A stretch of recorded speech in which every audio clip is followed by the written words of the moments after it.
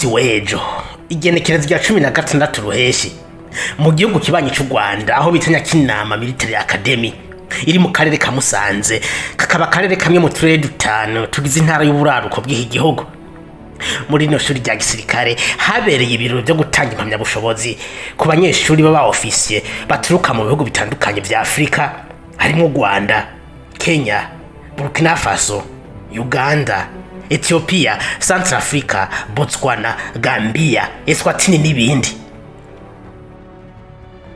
Muri bino birori hari hakoraniye abategetsi batandukanye ba kino gihugu uhereye ku mushikiranganje wa mbere Edouard Ngirente yateye iteka bino birori n'abandi banyacubahiro harimo umugaba mukuru w'ingabo z'u Rwanda General Mubaraka Muganga, umuyobozi mukuru wa polisi y'u Rwanda Namuhoranye, Minister w'umutekano Dr Vincent Biruta, Ministre de la Défense Juvenal Maziramunda, umuyobozi mukuru w'urwego rw'iperereza Vugiyaremye n'abandi bategetsi batandukanye bari bitavye bino birori kiretse umwe wenyene yari yitezwe ariko birangira atahonyeje ikirenge, Perezida Paul Kagame. Uyu mugabo yoba ari he mu vy'ukuri? Hari ibihuha byinshi biri gucana ko ku mbuga ngurukana bumenyi zivuga amakuru atari meza kuri uyu mukuru w'igihugu. Bimeze gute? Yoba yaremvye nkuko beshi babivuga? Hari n'abandi bariko baravuga ko yoba yamaze kwitaba Imana. Fyonda subscribe tugaruke mu kanya kuri iyi nkuru y'ubuzima bwa Perezida Paul Kagame.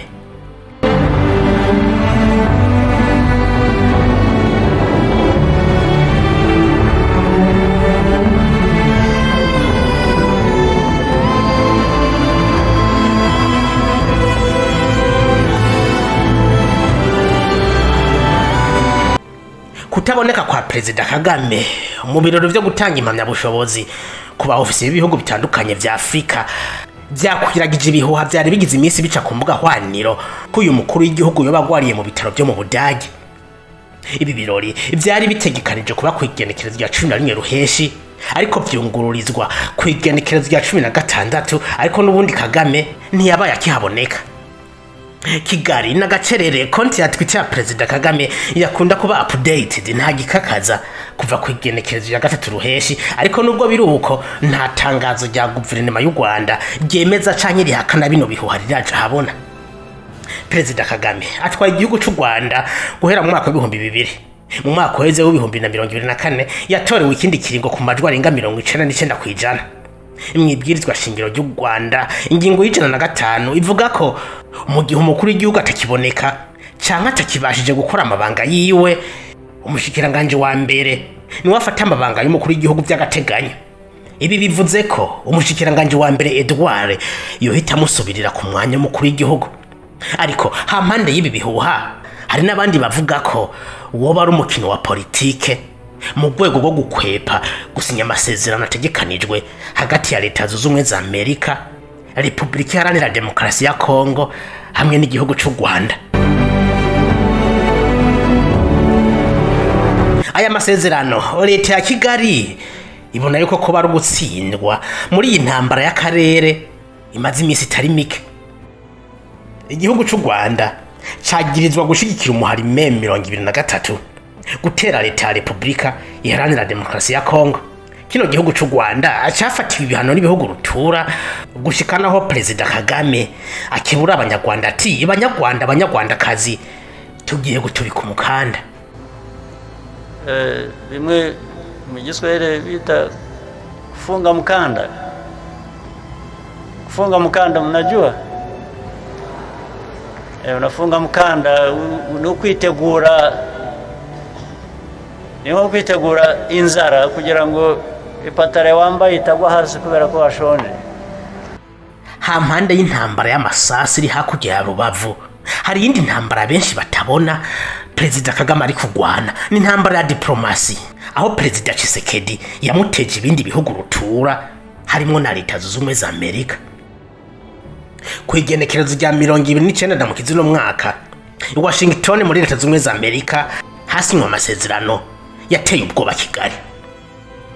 Washington na Kinshasa bateye umukono ku masezerano y'ubufatanye y'imiliyaridi zirenga $500 y'amadolari y'abanyamerika. Amasezerano azomara imyaka 15. muri aya masezerano harimo guteza imbere igihugu ca Kongo, kubaka amabarabara, amavuriro, amashure n'ibindi bikorwa by'iterambere kuri kino gihugu cazingamiswe n'intambara na cyane cyane mu gace k'ubuseruko. Muri aya masezerano kandi harimo no kugarukana umutekano muri kino gihugu. Leta zunze ubumwe za Amerika zemereye umutekano usesuye leta ya Kongo. Ku rundi ruhande leta ya Kigali ishobora kuba itashimijwe n'aya masezerano kuko burya umutekano muke mu gace k'ubuseruko bwa Kongo u Rwanda rwavyungukiramo cyane.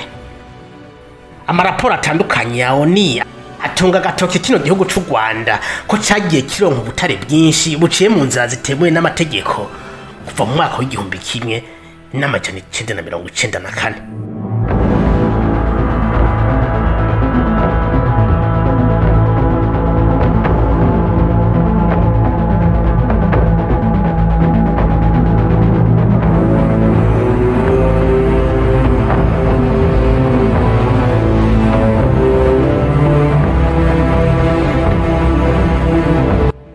None mu vy'ukuri Kagame yoba agwaye canke n'umukino wa politike?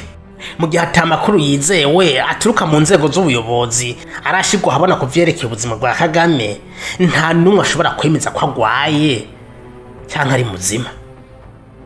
Mu gihe dutegereje itangazo rya leta y'u Rwanda, ni ngombwa gukomeza kwitonda no kwirinda gukwiragiza amakuru adafise ishingiro.